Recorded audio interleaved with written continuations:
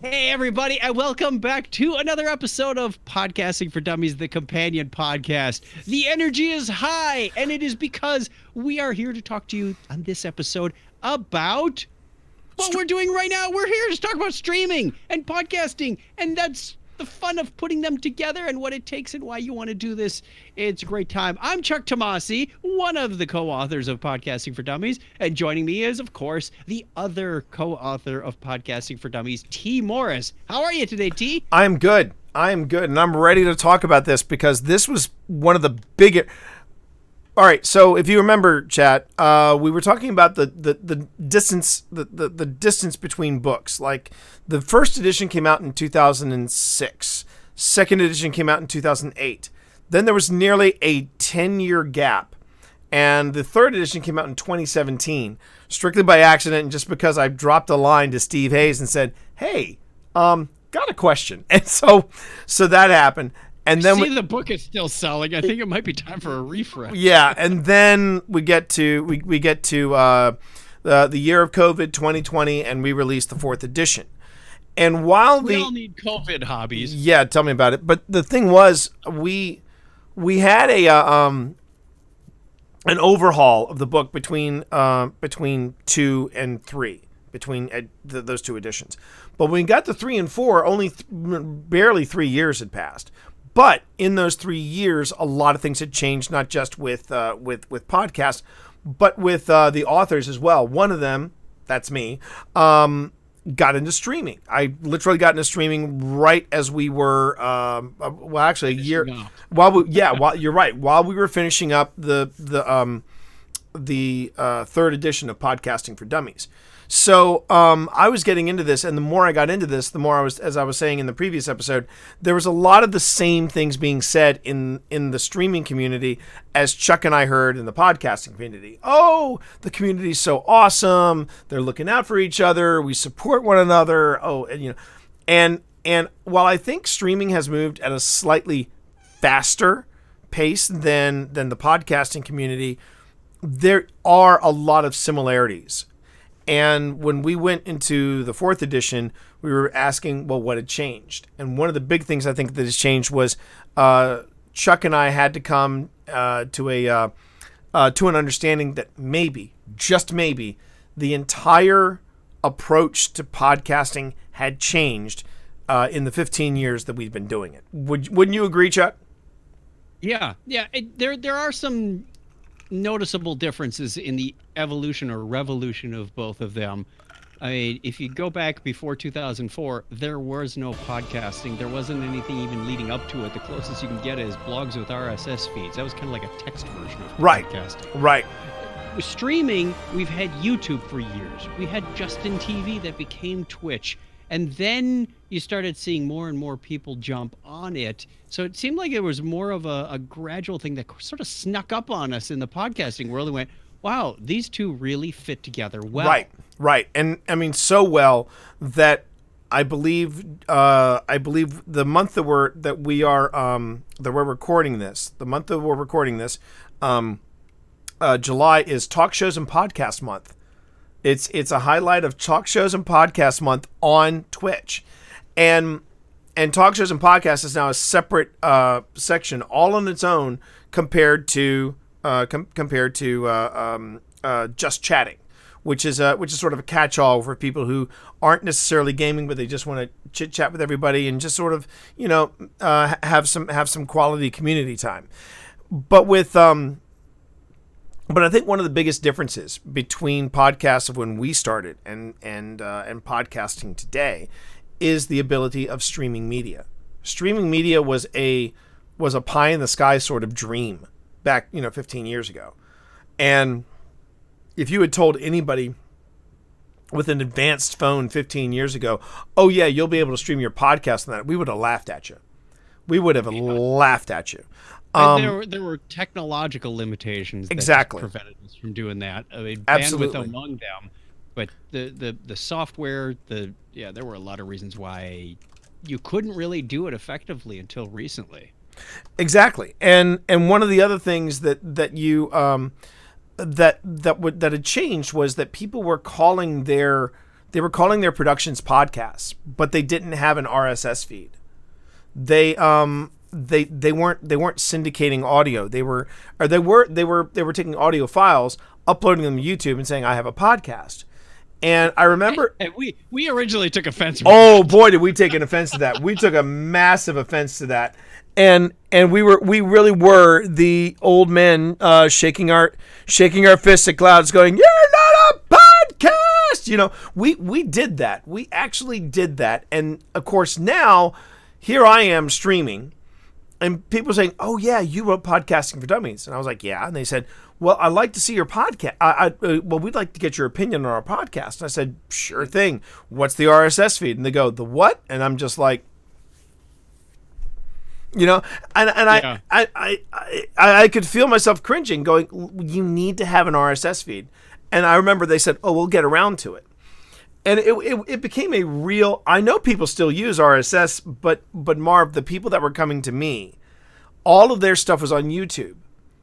And it was annoying to me. It was really, it was a trigger point. But then I stopped and I said, okay, well, what exactly was RSS needed? Why was RSS needed? It was needed for syndication. It was needed for the distribution of content. And that's when I took a step back and said, huh. So YouTube is their source of distribution. And that's when I'm like, I think I need to loosen up. I think I need to loosen up my definition of podcasting. Now, in the book, Chuck and I still say the way we are defining a podcast is if you have a blog with an RSS feed and you're putting audio on that blog and using the RSS feed to distribute it, then guess what? You got yourself a podcast. Is the technical definition of one way to distribute your content. One way, exactly. And you know, and I still think that. And I'm not going to speak for Chuck, but I'm pretty sure Chuck. I just read this on our internal Facebook page at work. They said, "Hey Chuck, love your podcast, all of them." I went, okay, I know clearly this person is referring to the live streams in the video series because they even mentioned one by name, and it's not the name of one of the podcasts. I went, I just kind of let it go and say thanks. You know, pick a favorite. Right. And but where one thing I will say though that has changed dramatically in the time that we have been podcasting has been video and how we handle video content, particularly in a podcasting venue, because video podcasting was a big thing. People called it vodcasting, people called it vidcasting, people were calling it all different names. Vlogs was another one, but I mean, in the end, it was video podcasting, and this was something that was being experimented with, if you will, in the early days of podcasting, and then it was actually a thing by the time Chuck came on board with the second edition. But the biggest obstacle wasn't there even a video podcasting for dummies or video blogging for dummies? I thought they had something. They did, and it got one edition, and there's a reason, and we're getting to that. So I mean, the biggest problem that people have with video podcasting, I'm just going to paint with that broad brush. The biggest problem with video podcasting was that people were trying to distribute with an RSS feed these massive files. And I still remember when I was on different forums, people would say, I have a video podcast that's 30 minutes long, but it just takes forever to download. How do I fix that? Chuck? The post-production was also another problem, is video editing takes longer than audio editing, and not everybody was willing to put in that level of effort to fulfill that need. And the other problem too, if you've got a 30-minute video file and someone says, how do I make it smaller? Chuck, what would be the answer? Oh, you can reduce the quality or reduce the screen size. Or reduce the time.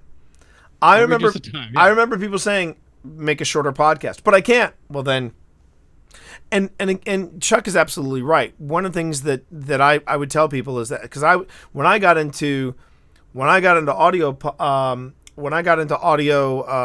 editing with podcasting, And people were like, well, what if I want to do this with video? I go, well, now you're talking my language, because I was originally into video production and video editing. And I can tell you right now, take whatever time you take from the audio production aspect of it and multiply it by a factor of 10. I was going to say at least 5. I always said 10. I always 10 said when you're 10. starting, 5 when you get better. Yeah. But even then, and I remember talking people out of video podcasting, because the production was, and also the equipment back then was absolutely ridiculous in cost. It was a major investment. So video, we still talked about video podcasting in both second and third editions. But again, and I'm not going to name names, but when we got into, I think it was if it wasn't the second, it was the third edition of Podcasting for Dummies. We brought in a third person who was a video podcasting professional. Second, yeah, it was second. Second edition. Yeah, that was like back in 2008. And we came up with a production schedule, and I said, "Can you do this?" And it was like, I think he was going to make 4 episodes of Podcasting for Dummies. He made 3. And that is not a slam on Edward. He basically overestimated the time he was going to need, because while he was doing the Podcasting for Dummies thing for us, he was working on his own video podcast series, which was called Stranger Things, not to be confused with the Netflix series, but it was an anthology series in a very Twilight Zone approach. It was beautiful to watch. It was also extremely time extensive. And again, the reason why I don't think video podcasting really caught on was that you couldn't stream it, and the amount of production involved was just bonkers. And people were finding more success on YouTube at that time. And then we get from the second edition to the third edition, and then from the third edition we get to the fourth edition, where I said we need to talk about streaming, because I remember when I first put it to Pip, I said, I'd like to take the shared desk and I'd like to stream the podcast. And she was like, well, I don't think I'm going to get into that. Sure enough, about 5 minutes into that first episode that we streamed, she was mugging to the camera. She was loving it. She was loving the interaction.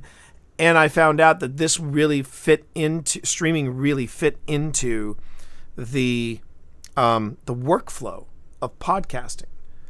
And I think now correct me if I'm wrong, Chuck, you guys were streaming long before I got into streaming, right? I mean, you guys, just about to say, this isn't a new concept. It isn't. It's become very popular because the barrier of entry is much lower. Yes. Craig and I were doing this with Ustream years ago. We were doing this with Google Hangouts since about 2011. So yeah, we've got over a decade of streaming experience, and boy howdy, I go back and watch some of those earlier ones. They're dull. Of course you do. Of course you do. It's like your first podcast. Hey, wait, where's the love? Where's the energy? Yeah. Look, I was more focused on we need multiple camera angles. Look, my first ever stream was I was doing it through the PS4, and there was no camera. So it was just my voice. It was my voice, and it was me in Destiny 1. And I got so focused on my gameplay that at one point, you hear me say it in the stream, I said, "Oh, shit, I'm streaming." And for like a 20-minute gap, I had totally forgotten that I was streaming. And I was like, "Oh man, that's redonkulous." But again, that happens to a lot of people, camera or no. Sometimes, especially when you're starting off, you get so zoned into the game. And this is one of the things I talk about in Twitch for Dummies. You can get so wrapped up in the game, you forget about your stream. And this is the reason why there are certain games that I know as soon as I play them, this is either going to be a great game to stream or a terrible game to stream. For me, now again, this is me talking. For me, Fortnite is a terrible game to stream, because I am so focused on staying alive that those types of battle royale games, I don't communicate with stream. Now there are some streamers that they're doing the same thing. They're focused on the game, but they are so good at the game, you don't care. And then in between, they'll talk to chat and they'll have their moments. But with streaming, yes, with I think streaming really does not only help with the workflow, but also helps with bringing in a new energy. They bring in a whole new level of energy and enthusiasm to a podcast. Now, what about your experience? What's been your experience with it? Talk about those early days. Where did you start? We started really just by introducing a visual element. We wanted people to see who they were talking to, and then we started putting like images from the articles we were talking about on the screen. So you could see there was a little bit of video. You could still listen to it in the background and have it as background audio if you wanted that kind of thing. But as we learned over the years, it became much more people are watching this. We still have an audio only podcast that goes out. Sure. But there's also the Facebook and YouTube and wherever else we stream it. Right. There's that aspect, and we want to make sure that's still engaging. Now, even that has changed over the last couple of years, because I used to have my wife punching buttons and moving screens around. She stepped back. Now it's a one-man show again. So that's when I look at things like, hey, Stream Deck, great idea. Punch buttons. I can do this as a one-man show mostly. I have to remember my biggest challenge is, as we're trading topics, if I'm talking, I forget to push the buttons. So we're still working on the timing of who's doing what and when, and because I'll look up and 20 minutes later it still says pre-show. we're well past the pre-show, or why is the birthday banner still on there? So there's things you can do to liven it up. It makes it and maybe that's not such a bad thing when I leave the contact us lower thirds on there with the phone number and the email for 20 minutes on end. Now, you and I have sort of different approaches in terms of software in our endpoints where we're streaming to. Let's talk a little bit about that. So what I tend to do, in fact, for those folks who may or may not hear it, but did see it in the live stream, I just got a resub from Mike the Potato, resub for 13 months. Thank you so much for that. I appreciate it. And currently in chat, Mika says the only kind of streams where no talking to with listeners are fine to me mentally are writing sprints and music instrument sprints. All others just feels weird when someone isn't even talking out loud, but just utterly silenced and focused. Yeah. I mean, it all depends on the approach that you have when you stream. Of course, when it comes to podcast streams, when it comes to podcasting live in studio, for me, the bonus content that I'm giving to people at times like that are when you are you're in between takes, you're in between show recordings, like it is with me and Chuck, and we have some banter back and forth. We have some talking going back and forth between us and chat, but when it came to streaming, I felt like I leveled up, if you will. I leveled up in streaming when it was a two-step process. One, I graduated up to something called Streamlabs or Slobs, which is Streamlabs OBS. And Streamlabs OBS allows for a lot of different things that you can add to your stream. Not just graphics, but you have segues, you can have sound effects, like when you get sub alerts and when you can get bit alerts and all that. That stuff, Streamlabs works with you to make that happen. And that hang on. You threw out an initialization, OBS. Oh, OBS. Thank you. OBS. Open Broadcasting Software. Yes. Yeah. And in a nutshell, what OBS and Streamlabs both do is they turn your computer into a digital broadcast suite. That is the best way to describe it. You have multiple inputs from different cameras. You have source A, source B. Now, Mike, here's the thing. I do not use Stream Elements. Okay, so when it's funny when people say oh, if you're in Twitch for Dummies, that must obviously mean that you know all about Twitch. The answer is no. I am constantly learning. I'm constantly learning of all the different things that are out there.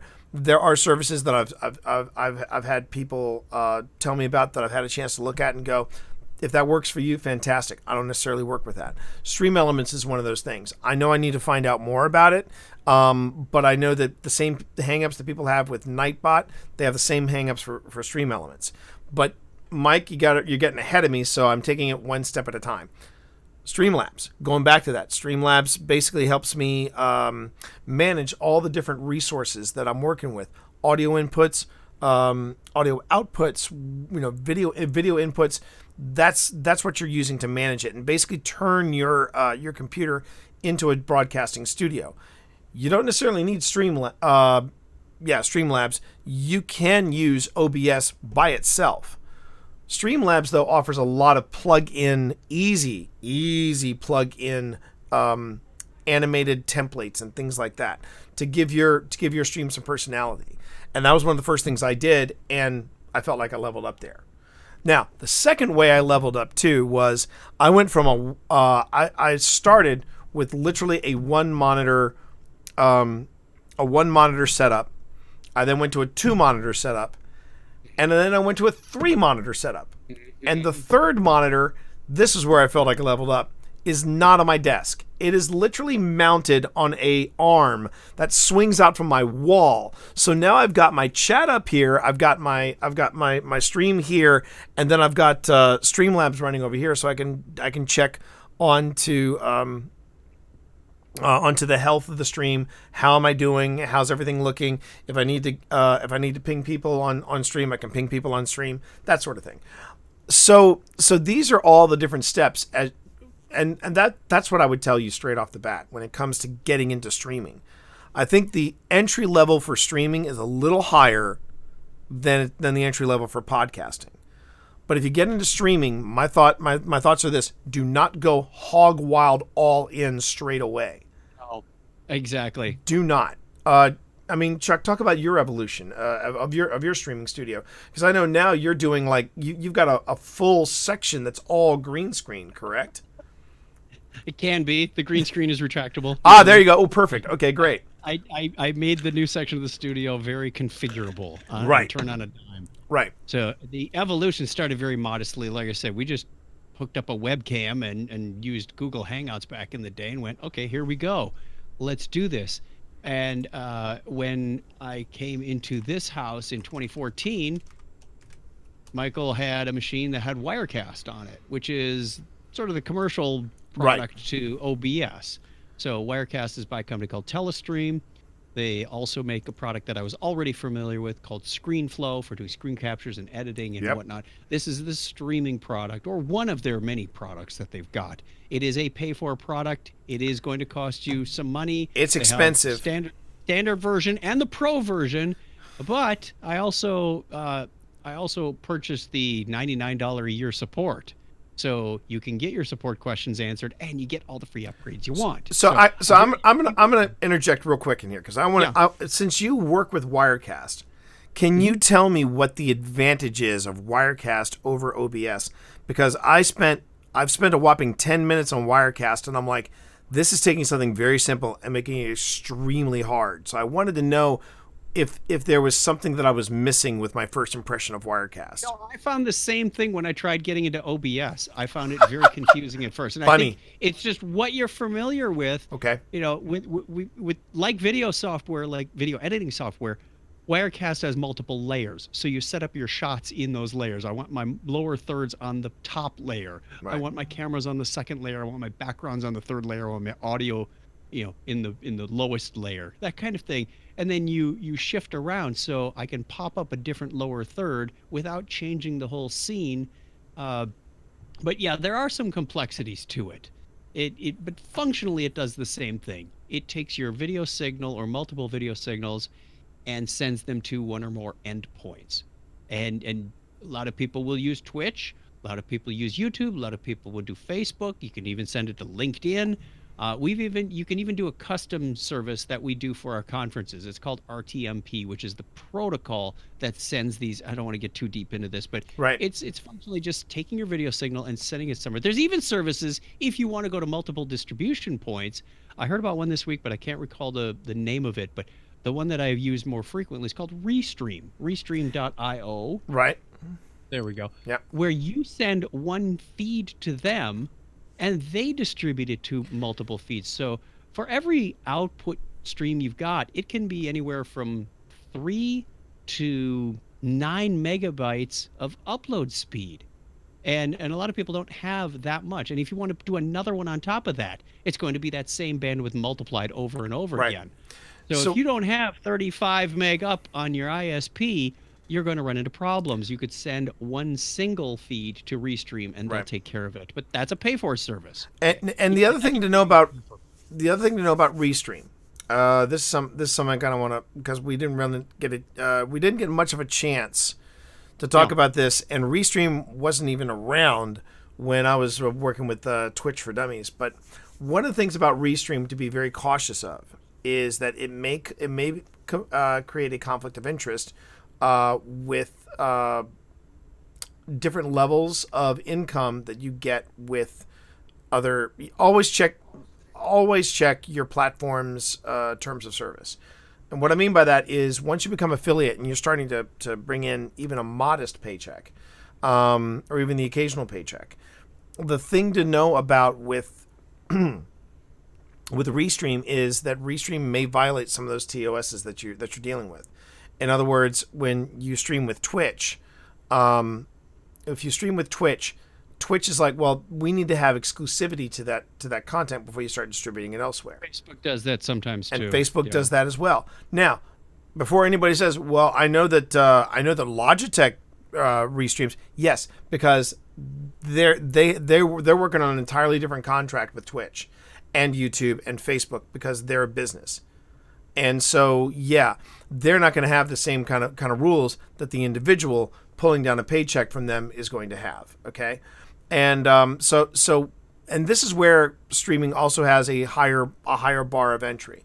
It's not just in hardware; it's also in the terms of service that you're using. It's also in the platform that you're using, and Facebook, Twitch, YouTube, they all follow more or less the same guidelines. They all have different nuances throughout, and there are even other streaming services that are trying to provide competition for the big three: Facebook, Twitch, and YouTube, and how quickly this climate can change. How quickly this climate can change is almost as quick as podcasting. For example, when we were in the final edits for this book, for Podcasting for Dummies 4th edition, Mixer was one of the big four.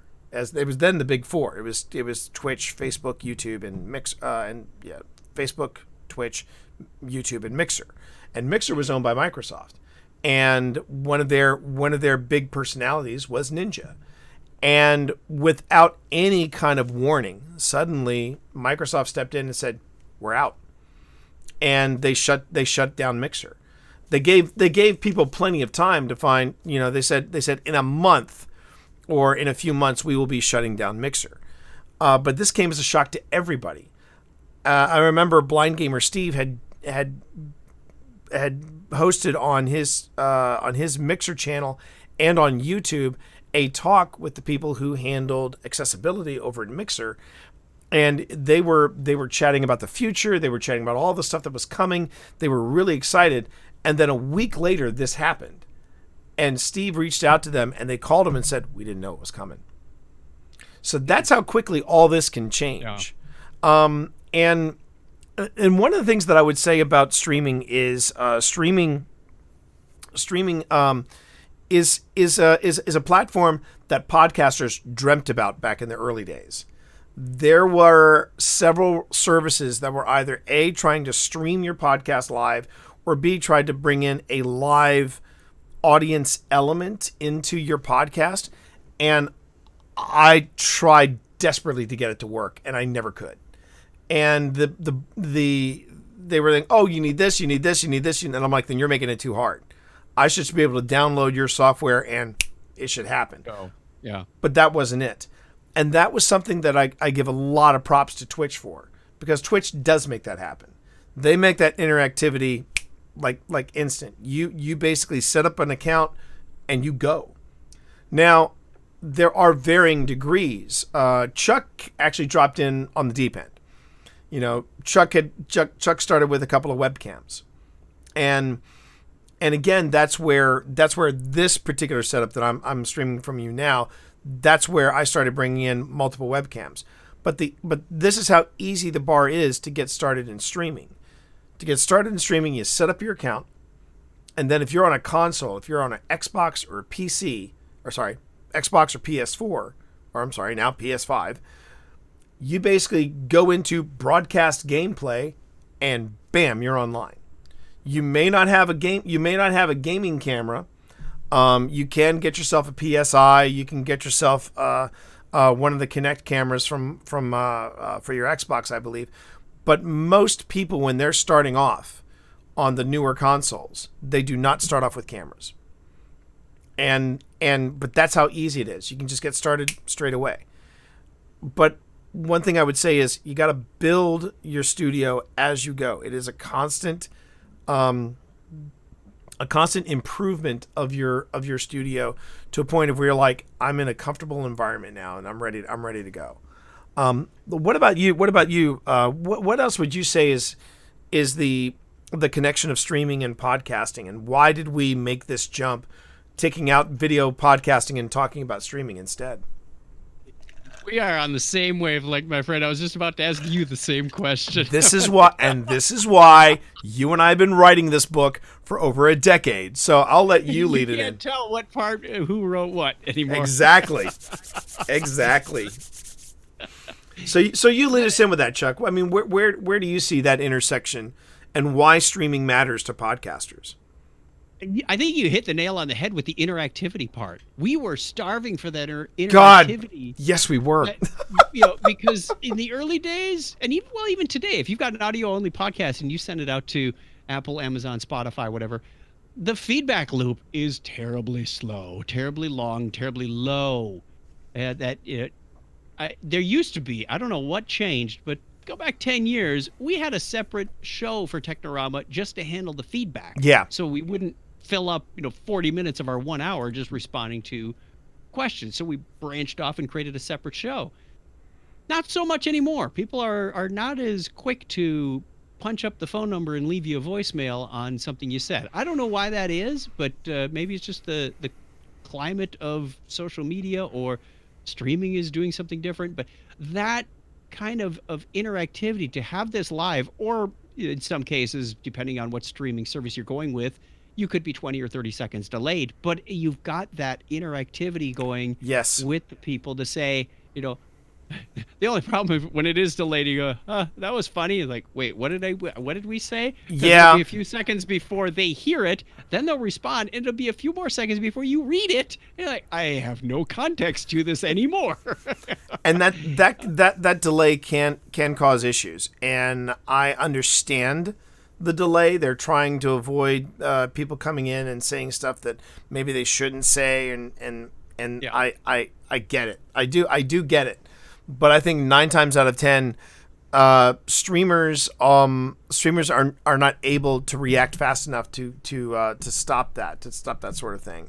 And also you really do you learn very quickly when you get into streaming and you start doing podcast recordings live, that you have to think fast.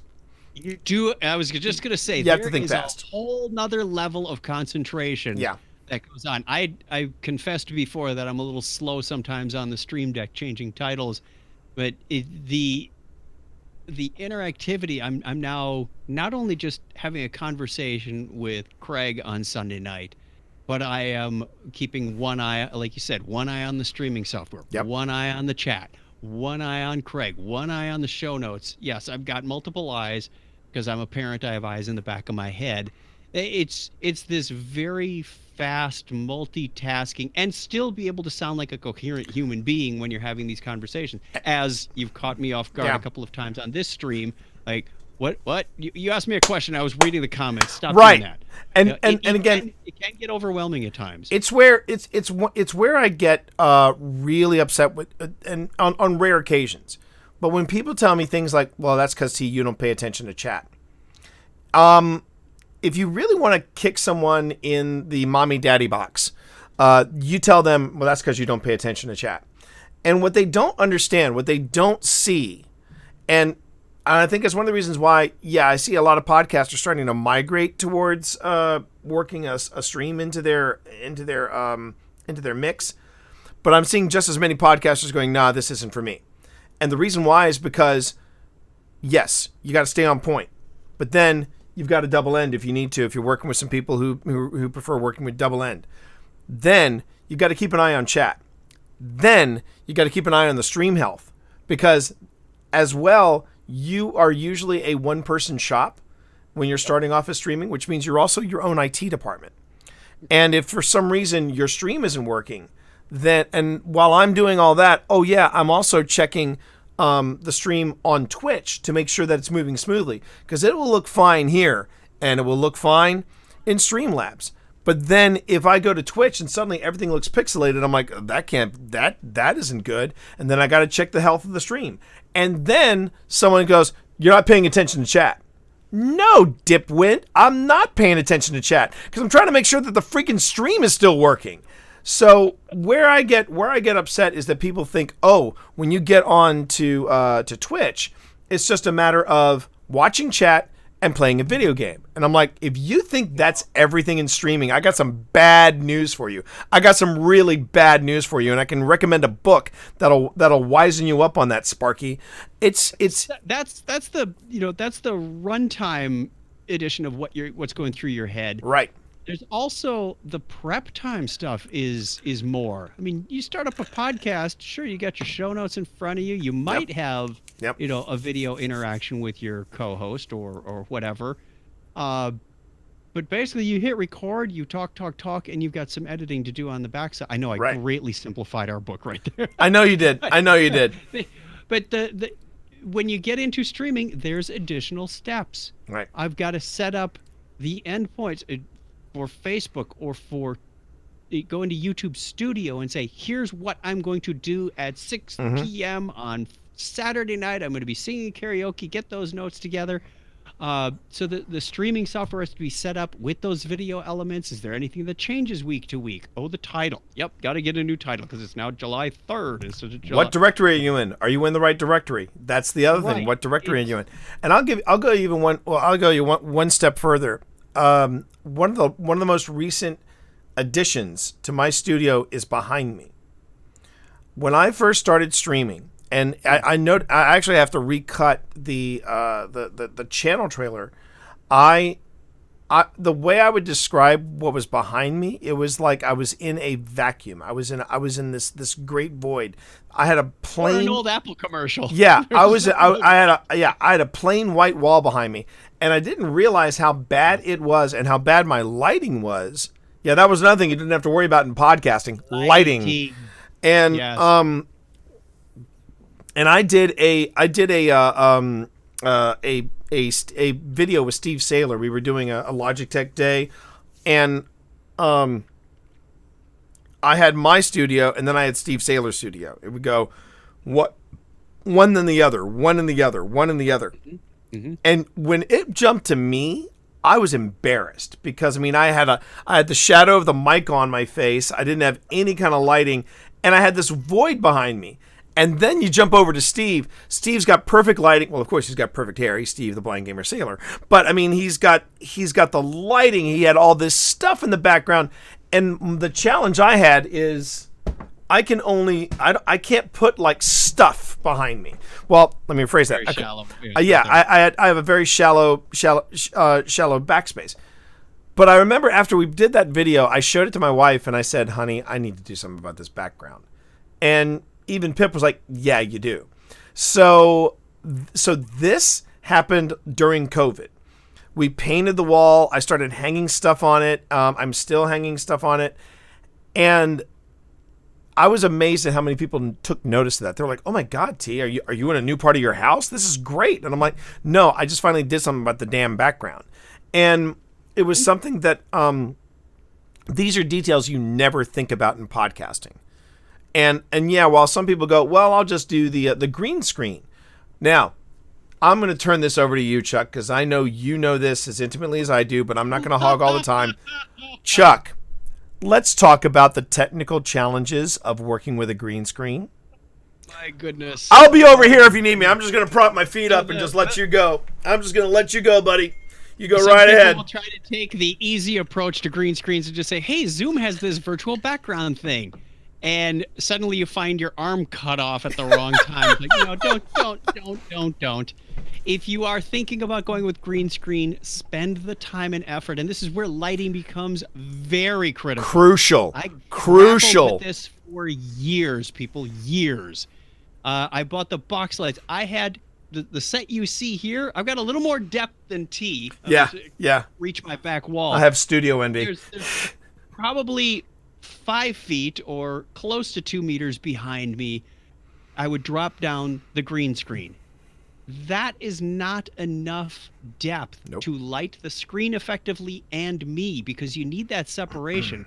I talked to my video geeks at work who do this stuff professionally, and they said you should have about 8 to 10 feet between you and the green screen. Yep.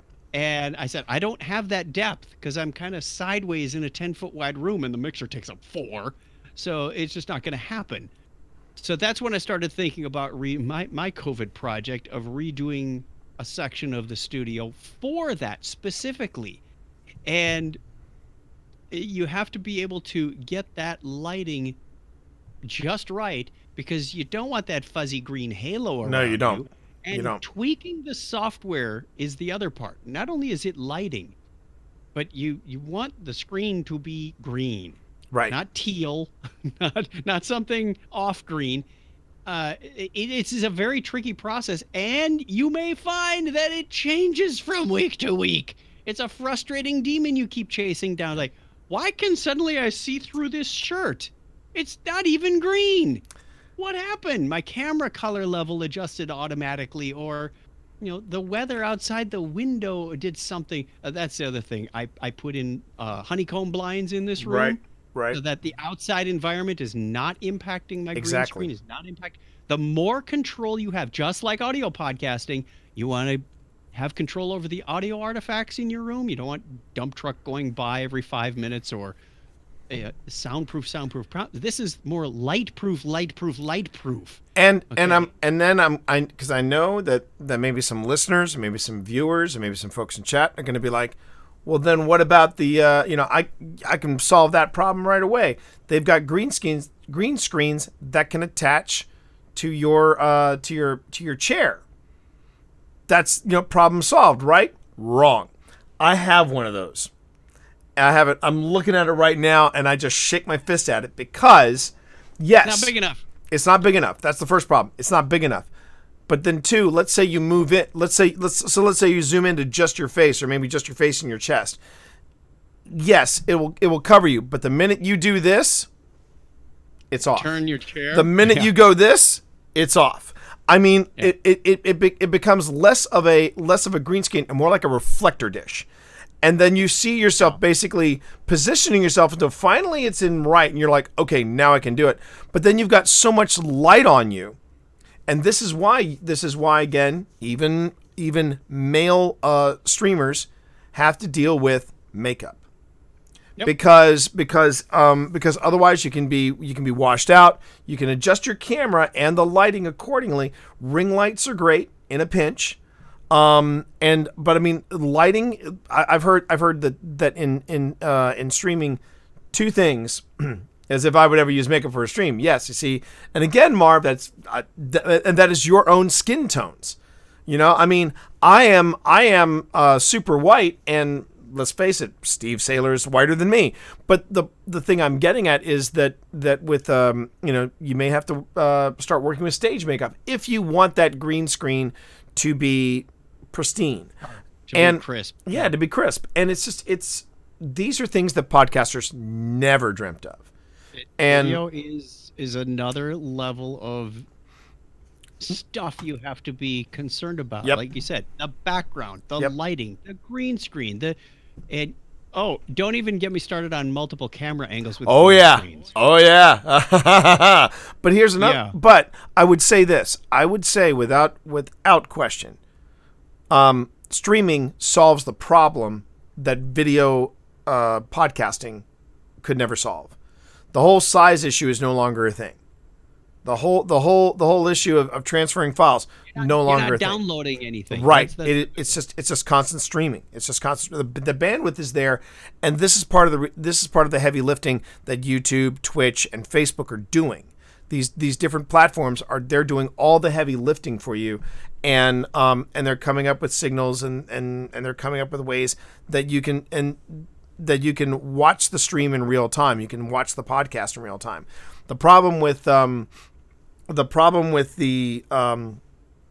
device that you're streaming to is the Wi-Fi strong enough? If you've got a good Wi-Fi connection, if you've got a good cellular data connection, then yes, you'll be able to stream just fine.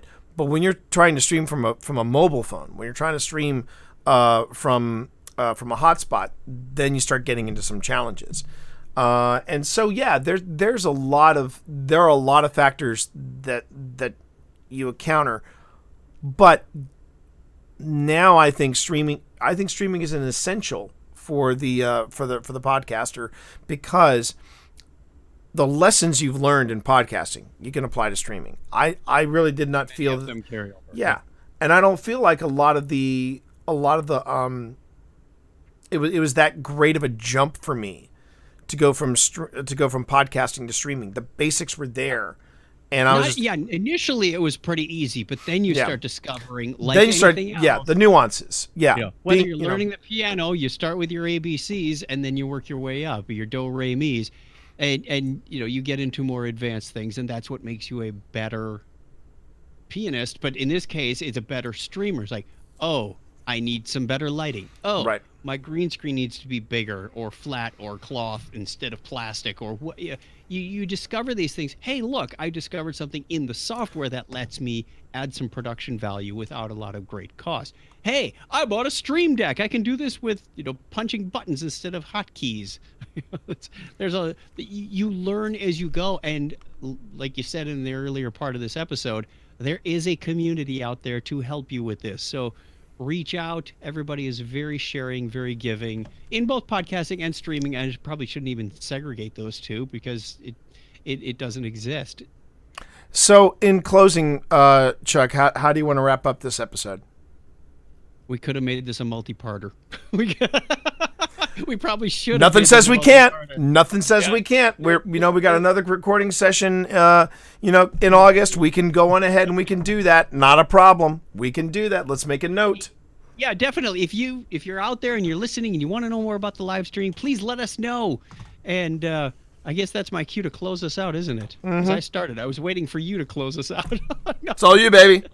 We've been going so long, I forgot whose show it was. I'll handle part 2. Don't you worry. All right. You can get a hold of us, find information about us at podcastingfordummies.com. Podcastingfordummies.com. There, I can say it twice clearly. Find our books anywhere you find our books. The podcasts are wherever you find the podcast: Apple, Spotify, Google, Amazon. You get the idea. We want to hear from you. If you've got those ideas, drop us an email or drop us a voicemail. That would be even more fun, wouldn't it? You could hear your voice on our podcast. 703-791-1701 is where you get that. Again, you can find all this information at our website.